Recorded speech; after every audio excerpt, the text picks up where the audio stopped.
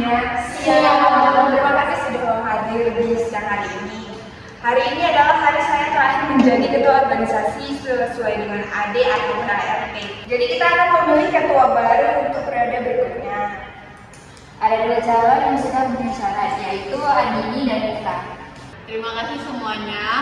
Menurut saya organisasi kita punya potensi yang sangat besar, tetapi masih kurang disiplin. Ada yang berangkat yang molor, tugas yang berantakan, dan komunikasi yang kurang jelas. Nah, kalau saya diizinkan menjadi ketua, saya akan membuat organisasi yang disiplin dan lebih tertib dan profesional. Saya setuju soal kedisiplinan, tapi menurut saya organisasi juga harus menjadi tempat yang nyaman. Anggotanya harus berani menyampaikan pendapat, saling menghargai, saling bekerja sama. Organisasi yang baik bukan hanya yang tertib, tapi organisasi yang anggotanya merasa didengar.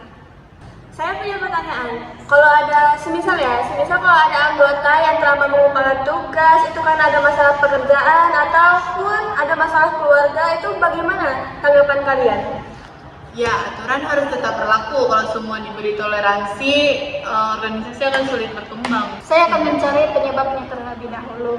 Kalau emang ada alasan yang bisa dipertanggungjawabkan, kita cari solusi bersama. Menurutku organisasi emang butuh aturan, tapi rasa saling memahami juga penting. Iya, soalnya kita semua punya kesibukan yang berbeda.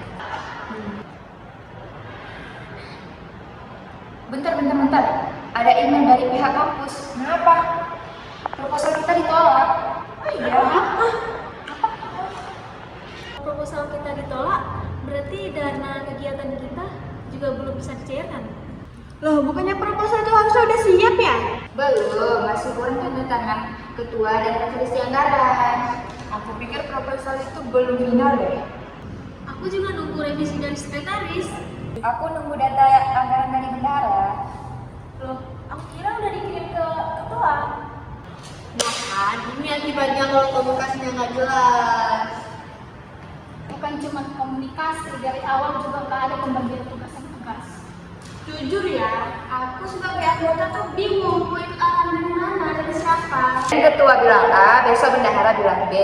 Terus grup WhatsApp bilang C. Belum lagi pas rapat selesai, nggak ada kesimpulan apa-apa.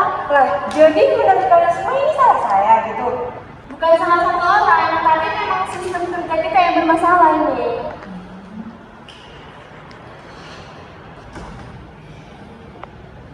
Wah, saya kira lagi laporan organisasi, ternyata suasananya kayak lagi sidang.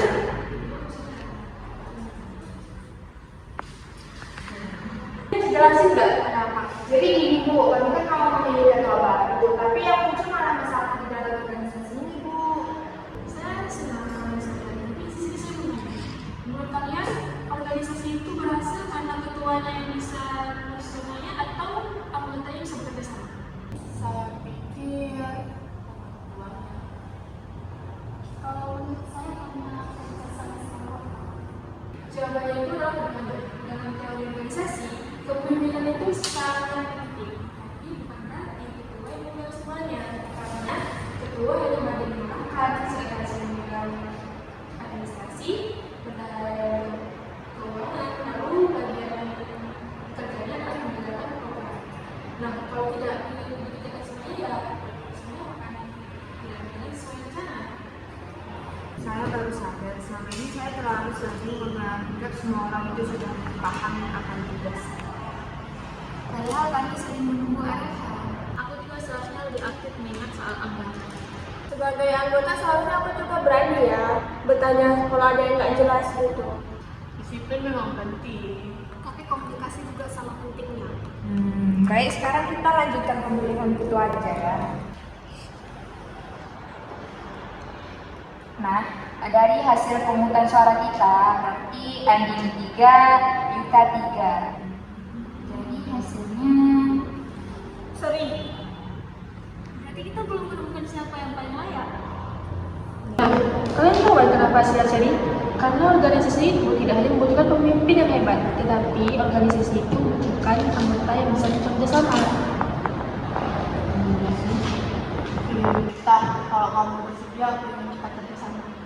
Aku juga berpikir begitu. Kalau aku menjadi wakilmu, kita bisa saling melengkapi. Oke, ini baru yang dinamakan organisasi, bukan saling menyalahkan. Tapi kita kan harus saling menguatkan.